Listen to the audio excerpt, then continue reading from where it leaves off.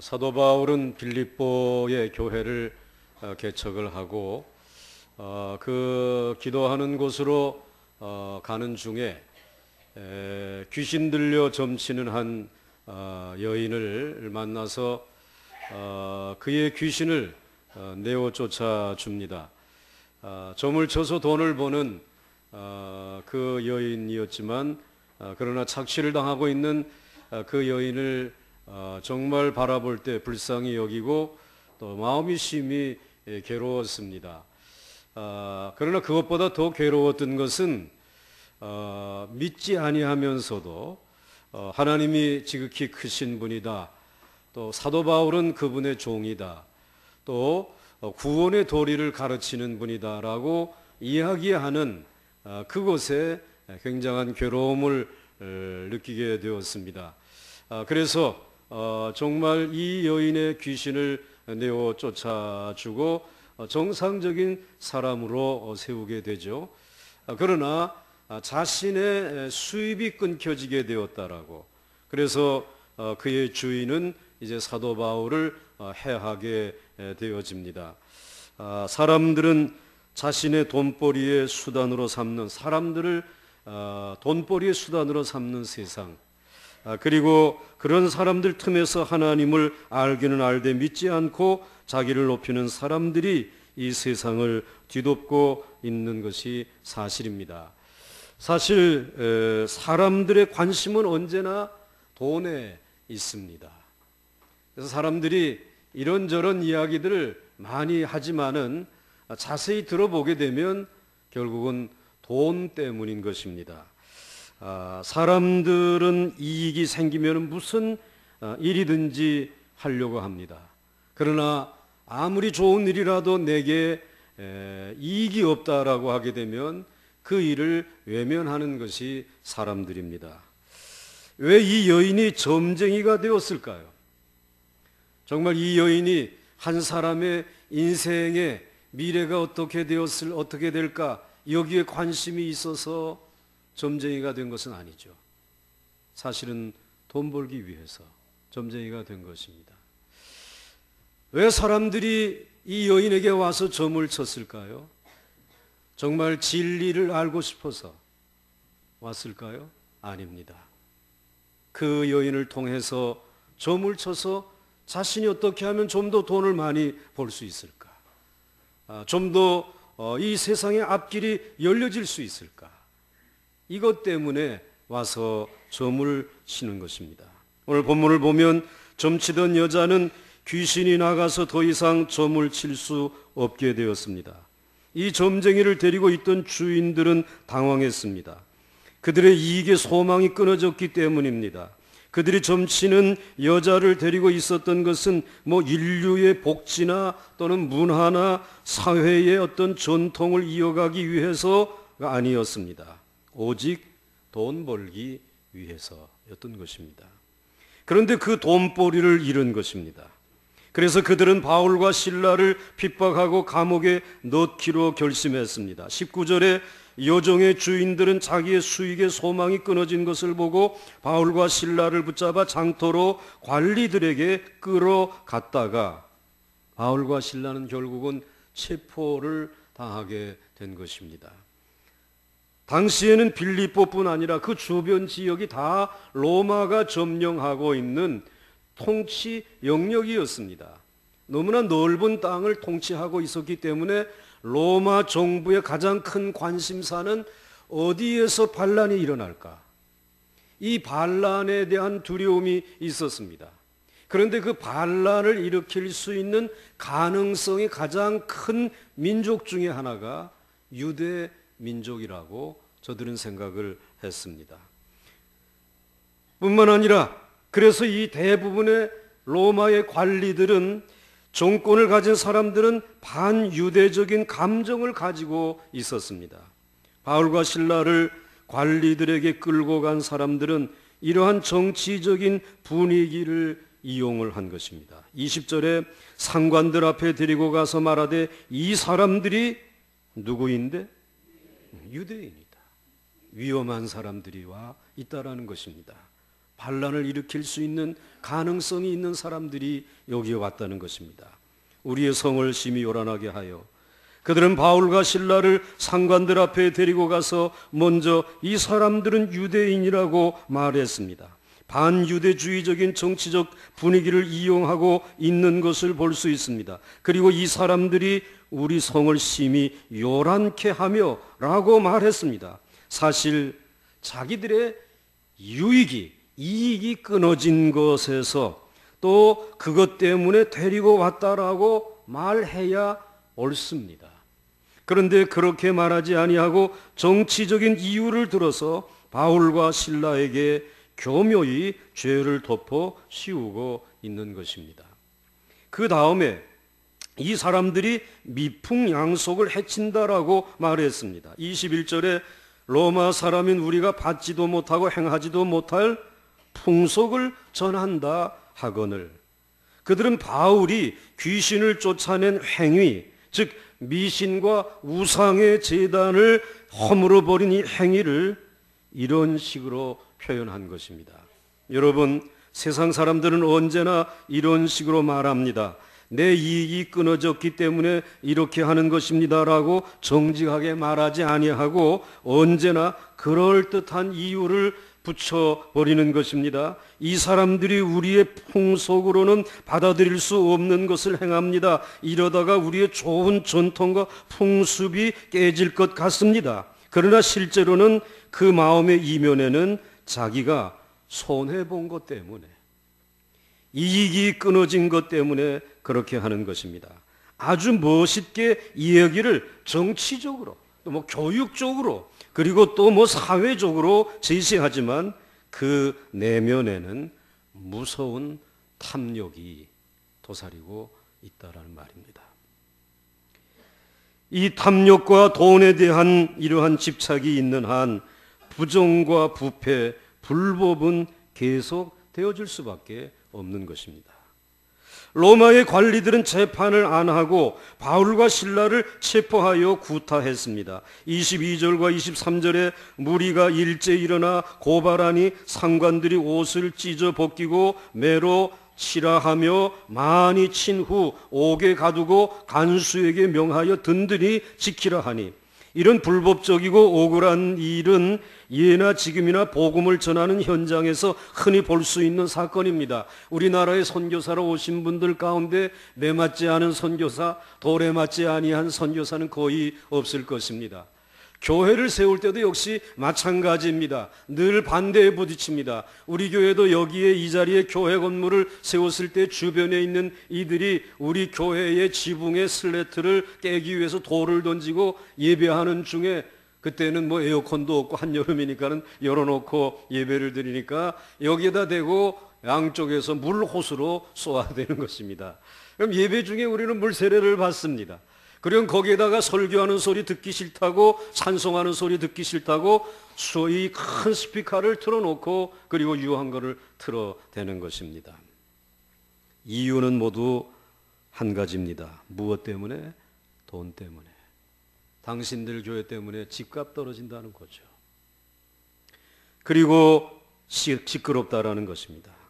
바울과 신라는 체포당한 후에 옷이 찢기고 구타당했습니다. 그리고 발이 착고에 채이고 감옥에 갇혔는데 그것도 아주 깊고 튼튼한 감옥에 갇혔습니다. 24절에 그가 이러한 명령을 받아 그들을 깊은 옥에 가두고 그 발을 착고에 든든히 채웠더니, 여러분, 예수 믿고 전도하려는 사람에게 이런 일이 있을 수 있습니다. 지금도 일어나고 있는 일입니다. 그런데 한밤중에 이상한 일이 일어났습니다.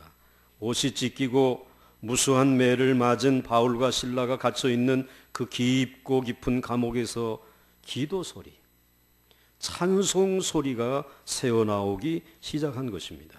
25절에 한밤중에 바울과 신라가 기도하고 하나님을 찬송하며 죄수들이 듣더라. 한밤중에 바울과 신라는 기도하고 하나님을 찬송했습니다. 그 소리가 밖으로 흘러나가 다른 죄수들도 들을 수 있었다고 성경은 기록하고 있습니다. 여러분은 여러분의 기도 소리가 여러분도 알지 못하는 사이에 정말 밖으로 흘러나갈 정도로 기도해 보셨습니까? 여러분들의 찬송 소리가 정말 밖으로 흘러나갈 정도로 간절하게 집중하고 찬송해 보셨습니까? 바울과 실라는 모두가 잠든 깊은 밤에 감옥에서조차 그런 기도와 찬송을 드렸습니다. 그리고 그 소리는 감옥 안에 죄수들에게 은은히 울려 퍼지고 있었습니다. 여기서 우리는 복음의 능력, 예수의 능력, 성령의 능력이 어떠한 것인가를 보게 됩니다. 첫째로 복음의 능력은 지금 여기에 최악의 상황에서 정말 최상의 천국의 상황으로 바꾸는 능력이 복음의 능력인 것을 발견할 수 있습니다. 지금 바울과 실라의 상황은 매맞고 감옥에 갇힌 상황입니다. 지금 여기의 상황은 최악의 상황입니다. 그렇지만 이들의 마음에 복음이 있습니다. 복음이 있다는 말은 이들 안에 예수님이 계시다는 말입니다. 또 성령님이 계시다는 말입니다. 비록 수없이 매를 맞고 억울하게 감옥에 들어왔지만 자신들의 마음속에 복음이, 예수님이, 성령님이 계시다 보니 기도와 찬송이 터져나오게 된 것입니다. 아마도 그들이 매를 실컷 맞고 쇠고랑을 차고 감옥에 들어갔을 때는 정신이 하나도 없었을 것입니다. 그러다가 시간이 지나면서 제정신이 든 때가 아마도 한밤중이었던 것 같습니다. 제정신이 들었을 때에 보통 사람이라면 원망하고 걱정해야 할 것입니다. 내가 왜 좋은 일 하고 사람 고쳐주고 내가 이와 같이 불법으로 재판을 받고 그리고 매를 맞고 옷이 찢기고 그리고 이렇게 축축하고 더러운 감옥에 던져져야 하는가? 원망할 수 있지 않았겠습니까? 그리고 이제 나의 미래는 어떻게 되어질 것인가? 이 감옥에서 누가 나를 건져줄 것인가? 이제 미래에 대한 두려움과 걱정이 엄습했을 것입니다. 그런데 웬일인지 기도가 터져 나오고 찬송이 그의 입에서 새어나왔습니다. 여기의 상황은 최악인데 이들의 심령 속의 상황은 최상의 상황입니다. 곧 천국의 상황입니다. 어떻게 이런 일이 일어날 수 있는 것입니까? 이들의 마음속에 복음이 있기 때문입니다. 이것이 복음이 주는 능력인 것입니다. 여러분도 예수 믿고 성령 받은 자들로서 최악의 상황에서도 원망하거나 걱정하지 말고 두려워하지 말고 기도할 수 있는 사람이 되시기를 바랍니다. 이해할 수 없는 일을 겪었을 때에, 손해를 크게 보았을 때에, 억울한 일을 당했을 때, 배신을 당했을 때 너무나 충격이 커서 제정신이 아니다가도 예수님이 생각이 나서 성령님이 내 안에 함께 계신 것이 생각이 나서 정신을 차리고 기도하고 찬송하는 사람들이 될 수 있으시기를 주의 이름으로 축원합니다. 바울과 실라는 기도하는 중에 하나님이 자신들과 함께 계심을 느꼈습니다. 그리고 하나님의 위로와 하나님의 능력이 임하는 것도 느꼈습니다. 그들은 그 고난 가운데서도 이번 심령 부흥회 때 공부한 대로 하나님은 무엇이라고요? 나의 아버지이십니다. 예수님은 나의 구세주이십니다. 성령님은 나의 보혜사이십니다. 라고 하는 사실을 더욱 강하게 느끼고 가슴이 따뜻해지는 것을 느꼈습니다. 그래서 하나님 아버지를 찬송하기 시작했습니다. 무슨 찬송을 했을까?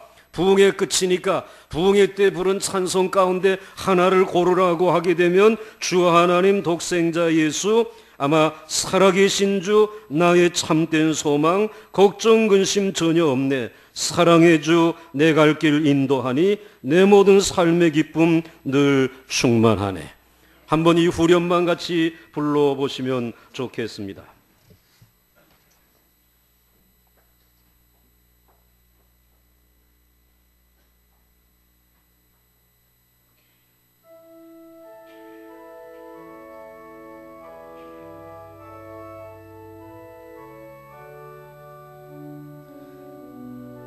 여러분이 바울이 돼서 한번 부르십시오.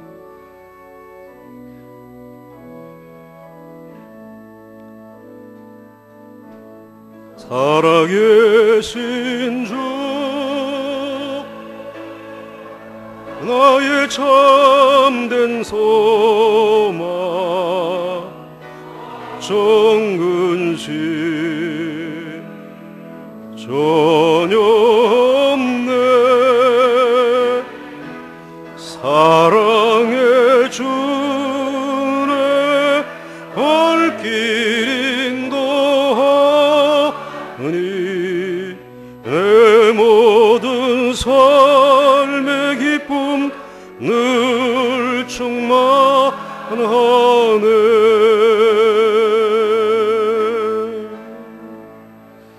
할렐루야. 그들은 지옥을 찬송을 통해 천국으로 만든 것입니다. 찬송가 438장 3절 가사처럼 말입니다. 높은 산이 거친 들이 초막이나 궁궐이나 내 주 예수 모신 곳이 어디라고요? 그 어디든지 감옥이든지 집이든지 병원이든지 병상이든지 걸어가는 길이든지 그곳이 무엇이라고요? 하늘나라. 할렐루야 찬양하세. 내 모든 죄 사함받고 주 예수와 동행하니 그 어디나 하늘나라. 여러분 역시 혹시 여러분의 상황이 최악이십니까? 그렇다면 바울과 신라처럼 기도와 찬송으로 그 최악의 상황을 천국으로 만들기 바랍니다. 기도하고 찬송하면 그 모든 최악의 상황이 복된 상황으로 변화되어질 것입니다. 그 어디나 하늘나라가 되어질 줄로 믿습니다. 바로 이것이 복음의 능력인 줄 믿으시기를 바랍니다. 최악의 상황을 최선의 상황으로 바꾸어 주시는 능력, 이것이 복음의 능력이라는 것입니다. 이제 두 번째로 복음의 능력은 하늘의 기적을 가져옵니다. 바울과 신라가 환경을 두려워하지 아니하고 기도하고 찬송할 때에 무슨 일이 생겼습니까? 26절에 이에 갑자기 큰 지진이 나서 옥토가 움직이고 문이 곧 다 열리며 모든 사람의 매인 것이 다 벗어진지라. 네 가지 큰 기적이 일어났지요. 큰 지진이라고 하는 기적, 옥토가 움직이는 기적, 감옥의 모든 문들이 다 열리는 기적, 모든 사람의 매인 착고가 다 벗어지고 풀어지는 기적이 일어났습니다. 하나님의 능력 앞에 사람을 가두는 감옥도 아무 소용이 없었습니다. 물론 우리가 이 말씀을 해석할 때에 명심해야 할 것이 있습니다. 그것은 기적이 항상 일어나는 것은 아니라는 것입니다.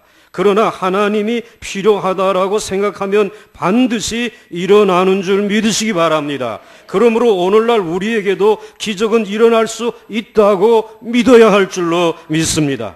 하나님은 구약 성경에서 노아 홍수라든지 바벨탑 사건이라든지 또 홍해의 사건이라든지 광야의 기적의 사건, 여리고성을 무너뜨리는 놀라운 사건들이 모두 기적을 통해서 일어난 사건입니다. 이제 오신 예수 그리스도도 들판에서 오병이어의 기적을 행하시고 수많은 귀신을 내어 쫓으시고 많은 병든 자들을 고치시는 기적의 역사들이 일어났습니다. 성령 하나님도 이곳에 오셔서 40년 된 성전 미문의 안전방위를 일으켜 세우시고, 그리고 또한 바울과 베드로와 같이 이제는 돌에 맞아서 또는 감옥에 갇히거나 그리고 돌에 맞아 죽은 것처럼 되어졌을 때에 성령 하나님은 그들을 치료하시고 길을 문을 열어주시고 살려내는 기적을 보여주셨습니다. 여러분, 그러나 우리가 기적을 생각할 때 조심해야 할 것이 하나님이 우리에게 기적만 주시지는 않았다는 사실입니다. 기적이 계속되면 무엇이 되겠습니까? 그것은 자연스러운 일이 됩니다. 하나님은 우리가 사는 이 세상에 자연의 질서를 주셨습니다. 그러나 그 자연의 질서를 가만히 들여다보게 되면 모든 것이 기적이 아닌 것이 하나도 없습니다. 예를 든다면 매일 해가 뜨는가 하면 또 해가 지지요. 이것은 자연의 질서 안에 있는 일입니다. 그러나 이것은 엄청난 기적입니다. 만약 해가 떠서 지지 아니하는 이와 같은 일이 벌어진다라고 하게 되면 온 세상은 다 불바다가 되고 모든 것은 다 타버리고 말 것입니다. 또 해가 진 이후에 떠오르지 않는다라고 생각하게 되면 여러분, 이 온 세상은 모두 얼음덩어리가 되고 말 것입니다. 꽁꽁 얼어붙어 버리고 말 것입니다. 그러나 하나님은 우리에게 해가 지고 해가 떠오르는 자연의 질서를 우리에게 주시면서 그 안에 담겨진 기적을 바라보게 하시지 않습니까? 여러분, 우리가 자연을 묵상할 때에 하나님의 창조의 신비와 기적과 그 엄청난 능력을 느끼게 해주시는 것입니다. 그렇지만 자연 속에 기적을 주신 하나님은 그것을 초월하는 초자연적인 기적도 때로는 베푸시는 분이십니다. 바울과 실라가 기도와 찬송을 하고 있었을 때 하나님은 초자연적인 역사를 일으킬 필요를 느끼셨습니다. 그래서 한밤중에 호련히 큰 지진을 일으키셨습니다. 바울이 지진이 일어나게 해달라고 부탁하지 않았습니다. 그런데 일어났습니다. 그리고 옥토가 흔들리고 사람들이 묶여 있었던 착고가 풀렸으며 옥문이 저절로 열려졌습니다. 사도행전 12장에서도 베드로가 비슷한 일을 당하지 않습니까? 베드로가 옥에 갇혀 있을 때에 교회에 있는 성도들이 합심하여 중보 기도를 하고 있었습니다. 사도행전 12장 5절에 이에 베드로는 옥에 갇혔고 교회는 그를 위하여 간절히 하나님께 기도하더라. 그때에 하나님의 천사가 옥중에 광채를 비추며 나타나서는 베드로의 손과 발에 있던 쇠사슬을 풀고 파수꾼을 통과하여 무사히 옥문 밖으로 이끌어 내셨습니다. 그리고는 거기에 멈추지 아니하고 열심히 기도하고 있는 그 교회의 문 밖에까지 인도해 주신 것입니다. 누군가 너를 위해 기도하고 있었기 때문에 이런 기적이, 초자연적인 기적이 일어났다라고 하는 사실을 확인시켜 준 것입니다. 그와 같은 일이 지금 바울에게도 일어나고 있는 것입니다. 이런 일은 오늘날 우리에게도 일어날 수 있는 줄로 믿습니다. 하나님이 필요하다고 느끼시면 우리가 기도하면 이런 기적이 일어날 수 있습니다. 안진뱅이가 일어나고 눈먼 사람이 눈을 뜨고 그리고 귀머거리에 귀가 열리고 죽은 자가 살아나는 사도행전적인 기적들이 오늘날에도 우리에게 일어날 수 있습니다. 이렇게 볼 때 하나님은 어제나 오늘이나 영원토록 동일하신 하나님이십니다. 오늘 그 동일하신 신실하신 하나님이 여러분의 아버지이신 줄 믿으시기 바랍니다. 그러나 기적이 항상 일어나는 것은 아닙니다. 기적이 매일 일어나게 되면, 그래서 매일 지진이 일어나고 그리고 터전이 흔들리면 현기증이 일어날 것 아닙니까? 우리에게는 자연적으로 살아가는 것이 참 좋은 것입니다. 그것이 하나님의 가장 큰 축복임을 우리는 알아야 합니다. 그렇지만 살아가다 보게 되면 특별한 은혜가 필요할 때가 있습니다. 우리의 인생의 최악의 상황이 도래할 때가 있습니다. 그래서 강력한 하나님의 은혜가 필요할 때가 있습니다. 하나님은 그때 특별하고 강력한 은혜를, 특별한 목적을 가지고 우리에게 베푸시는 줄 믿으시기 바랍니다. 이것이 복음의 능력인 줄 믿으시기 바랍니다. 복음의 능력은 최악의 상황을 최선의 상황으로 바꾸는 능력입니다. 복음의 능력은 하나님의 놀라운 기적을 우리의 삶에 허락하시는 능력입니다. 그러면 마지막으로 이 놀라운 기적을 일으킨 복음의 능력의 내용은 무엇일까? 도대체 그 복음의 내용이 무엇이기에 그렇게 능력이 있는가? 큰 지진이 나고 옥토가 움직이고 모든 감옥문이 열리고 모든 죄수들의 착고가 다 벗어지는 가시적인 기적은, 눈에 보이는 이 기적은 눈에 보이지 아니하는 기적이 먼저 일어났기 때문임을 우리는 알아야 합니다. 그 눈에 보이지 않는 기적이 무엇입니까? 바로 그것이 복음의 능력입니다. 그런데 그 감옥에서 복음의 능력을 지니고 있었던 사람은 억울하게 매를 맞고 감옥에 지금 갇혀있는 바울과 실라뿐입니다. 이 바울과 실라가 그 억울한 자리에서도 기도와 찬송을 불렀습니다. 그런데 그 기도와 찬송은 무엇을 이긴 자의 찬송이고 무엇을 간구하는 자의 기도일까요? 지금 바울은 제대로 된 재판을 받지 못했습니다. 억울하게 지금 매를 맞았습니다. 그리고 감옥에 갇혀 있습니다. 바로 자기를 이와 같이 제대로 재판하지 아니하고 옷을 찢고 그리고 이와 같이 감옥 속에 쳐놓은 사람들, 자신을 짐승처럼 대하여 이와 같이 매질했던 그 사람들에 대한 원망의 마음, 분노의 마음이 그의 마음 속에 가득 차 있을 수밖에 없습니다. 사람인데 왜 안 그렇겠습니까? 그런데 그 마음을 기도와 찬송으로 바꾼 능력이 있었다는 말입니다. 바로 그 능력이 복음의 능력이라는 말입니다. 즉 예수님의 능력이라는 말입니다. 예수님은 그들을 미워하지 말라, 그리고 그들을 위하여 기도하라고 그 마음에 말씀해 주신 것이죠. 나 역시 너와 같이 죄 없이 매 맞고 십자가에 달리지 않았느냐? 그리고 자신을 십자가에 못 박고 그리고 모욕하고 침뱉고 채찍질하는 그들을 향하여 나는 그 십자가 위에서 기도하지 않았느냐? 저들의 죄를 사하여 주옵소서. 저들이 알지 못하고 이런 일을 행하는 것입니다 라고 기도하면서 저들을 용서하였습니다. 그래서 이제 그들의 이 심령, 그들이 자신을 이제는 죽여서 마침내 무덤에 묻고 장사 지난 바 되었을 때에 하나님께서는 나를 그 자리에 두지 아니하시고 3일 만에 부활하여 살아나게 하시고 부활하신 주님과 부활하신 주님의 복음이 전파되어졌을 때에 자기를 채찍질하고 침뱉고 모욕하고 그리고 죽였던 그들이 이제는 회개하고 하나님에게로 돌아와서 구원받는 역사들이 일어나지 않았느냐 말이에요. 그러므로 오늘 내가 여기서 지금 매맞고 감옥에 던져져서 억울할 수밖에 없지만 그러나 나를 일으켜 세우신 그 하나님께서 뜻이 있어서 누군가를 구원하기 위하여 이곳에 보내지 않았느냐.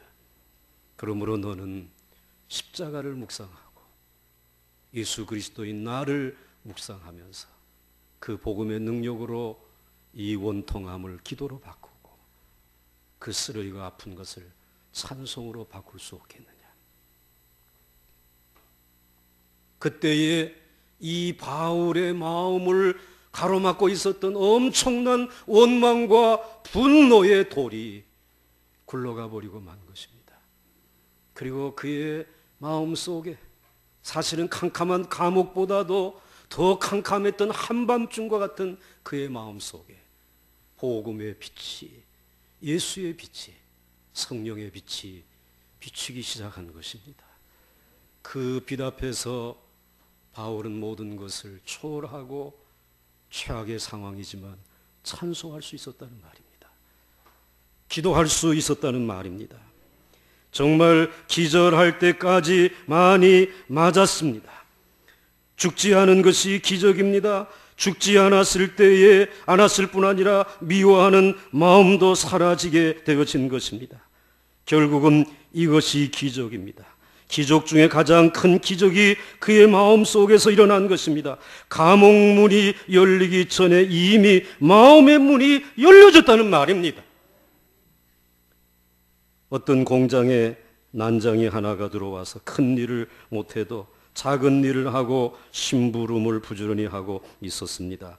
그러다가 점심을 먹게 되었습니다. 어떤 우락부락하게 생긴 못된 청년이 있어서 점심 먹는 난장이를 찾아와 발길질하며 차면서 매도했습니다. 난장이 주제에 뭘 할 수 있다고 여기 와서 얼쩡거리고 있어. 집에 가서 놀거나 길거리에 나가 빌어먹을 것이나 할 것이지. 그런데도 불구하고 난장이는 싱글벙글 웃으면서 천연덕스럽게 식사를 계속합니다. 청년은 더 약이 올라서 계속 발길로 찼습니다. 옆에서 보는 사람들이 민망하잖아요. 그런데 말릴 수가 없는 것입니다. 저 청년에게 혹시 봉변이라도 당할까 봐 끼어들지를 못하는 것입니다. 난장이가 이윽고 웃음 띤 그 얼굴로 입을 엽니다. 너희 힘센 사람들이 못하는 것 내가 하는 게 있다. 또 발길로 청년이 차는 것입니다. 그래도 난장이는 말합니다. 나는 사람을 미워하지 않는다. 날 때리는 너도 나는 미워하지 않는다. 이것이 예수 믿는 나만이 할 수 있는 일이지. 일순간 모두가 다 숙연해지는 것입니다. 여러분, 발길로 채워 보셨습니까? 그래도 미워하지 않아 보셨습니까? 말로 모욕을 당하고 그러한 수치를 당해 보셨습니까?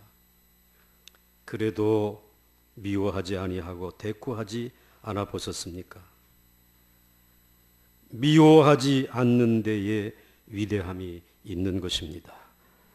억울한 매를 맞고 죽을 지경이 되어 가지고도 바울은 아무도 미워하지 않았습니다. 앙심을 품지 않았습니다. 저주하지 않았습니다. 위대하지 않습니까? 이것이 복음의 능력입니다. 그리고 이것이 먼저인 것입니다.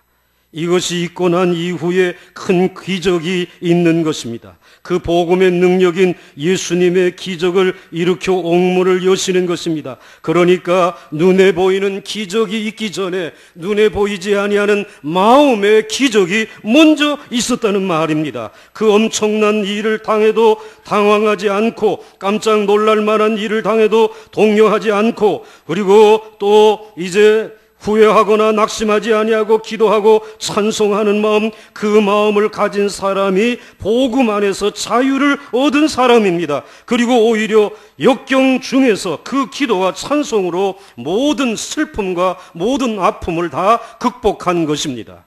주인은 캄캄하고 어둡지만 그의 마음은 무척 밝았습니다. 몸의 상처는 아프지만 그의 마음은 기뻤습니다. 모든 탄식과 증오와 고통은 다 극복하는 희한한 기적을 그 심령에서 먼저 체험하고 있었습니다. 이것은 사도 바울이 그 부흥의 강사님이 오셔서 하신 말씀을 빌린다면 육신적인 본능이 아니라 복음의 능력이 가져다주는 구원의 본능이 있었기 때문입니다. 그런 기쁨, 그리고 그런 기쁨, 그런 감사, 그런 능력, 그런 영적 권세를 복음의 능력으로부터 은사로 받아들이게 된 것입니다. 큰 은사입니다. 우리도 누려야 될 은사인 줄로 믿습니다. 단테의 신곡에 보면 지옥이 나오는데 거기 마귀가 많아요. 지옥에 끌려간 마귀들이 불 속에서 고생하는데 마귀의 새끼 하나가 눈물을 흘리는 것입니다. 이럴 줄 알았으면 나도 예수를 믿을 걸 하면서 눈물을 훔칩니다. 그러니까 마귀의 괴수 사탄이 뭐라고 호령을 하는고 하니, 이놈아 울지 말고 이를 갈아라. 이를 박박 갈아라. 내가 눈물 흘리면 하나님이 기뻐한다. 이게 지옥입니다. 지옥이 어디인지 아십니까? 이를 가는 곳. 억울해서 분노 때문에 이를 갈고 있는 곳. 그것이 지옥입니다. 원한을 품고 부두둑 이를 갈아요. 미워하는 마음, 증오의 감옥에 갇힐 때에 거기가 무서운 지옥임을 우리는 알아야 합니다. 한번 감옥에 빠지기 시작하면 걷잡기 어렵습니다. 빠져나오기 어렵습니다. 여러분, 바울의 마음에는 미움이 없었습니다. 예수님의 마음만 있었습니다. 미워하지 않고 최악의 상황에서 주님처럼 기도하고 찬송하는 마음은 하나님의 손을 움직여서 큰 지진과 옥토가 움직이고 감옥문이 다 열리고 모든 죄수의 착고가 풀리는 기적을 체험하게 하셨습니다. 이제 말씀을 정리해 보십시다. 여러분에게 일어나는 문제가 결국은 다 돈 때문이죠. 많은 이야기들을 하지만 자세히 들여다보게 되면 결국은 자신의 자존심 때문입니다. 그러나 그것을 다 얻는다 해도 참된 자유와 기쁨은 없습니다. 더 깊은 한밤중 같은 감옥에 갇힐 것입니다. 예수 그리스도의 마음으로 품고 용서하시고 미워하지 마시기 바랍니다. 더 이상 이를 갈지 마시기 바랍니다. 그것이 바로 지옥입니다.